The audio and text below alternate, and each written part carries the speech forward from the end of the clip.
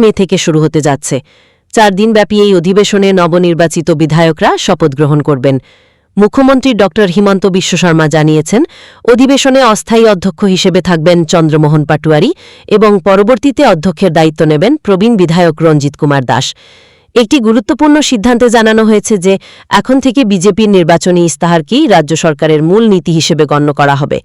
এই অধিবেশনের শেষ দিন অর্থাৎ ২৬ মে বহুল আলোচিত অভিন্ন দেওয়ানি বিধি বা ইউসিসি বিলে মন্ত্রিসভা চূড়ান্ত অনুমোদন দিয়েছে।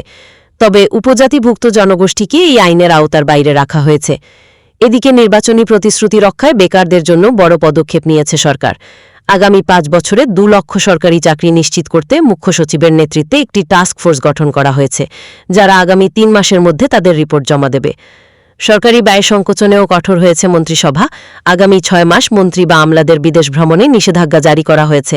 কেনা হবে না নতুন গাড়িও। এমনকি সরকারি কনভয়ে গাড়ির সংখ্যা কমানোর পাশাপাশি সব ধরনের সেমিনার ভিডিও কনফারেন্সের মাধ্যমে করার নির্দেশ দেওয়া হয়েছে। পরিবেশ রক্ষায় একই পথে হেঁটেছেন রাজ্যপাল লক্ষ্মণপ্রসাদ আচার্য। তিনি তার কনভয়ে গাড়ির সংখ্যা ৭০% কমিয়ে বিদ্যুৎ সাশ্রয়ের নজির গড়েছেন। শিক্ষা সংক্রান্ত সংবাদে জানানো হয়েছে, আজ সিবিএসই দ্বাদশ শ্রেণীর ফলাফল প্রকাশিত হয়েছে।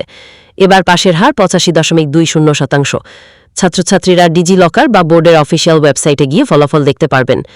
আইন আদালতের খবরে শিল্পী জুবিন গর্গের রহস্যজনক মৃত্যু মামলায় অভিযুক্ত শ্যামকানু মহন্তের জামিনের আবেদন শুনতে অস্বীকার করেছে গুয়াহাটি হাইকোর্ট। মামলাটি অন্য বিচারপীঠে স্থানান্তরের নির্দেশ দেওয়া হয়েছে। মণিপুর সীমান্ত থেকে পাওয়া খবরে জানা গেছে, কাংপোকপি জেলায় গির্জার অনুষ্ঠান থেকে ফেরার পথে বন্দুকধারীদের গুলিতে ৩ জন নিরীহ নাগরিক নিহত হয়েছেন।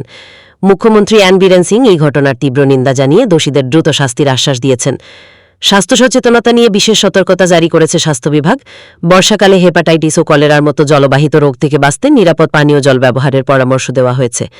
শিলচরের স্থানীয় খবর, সংস্কার কাজের জন্য কাঁঠাল রোড থেকে বাইপাস পর্যন্ত রাস্তা আগামী ৩১ মে পর্যন্ত বন্ধ থাকবে। যাতায়াতের জন্য বিকল্প রাস্তা ব্যবহারের অনুরোধ করা হয়েছে। আজকের সংবাদ এখানেই শেষ করছি। সঠিক খবরের জন্য আমাদের সাথে থাকুন। ধন্যবাদ। এই ছিল বিস্তারিত সংবাদ। কেমন লাগলো শুনতে?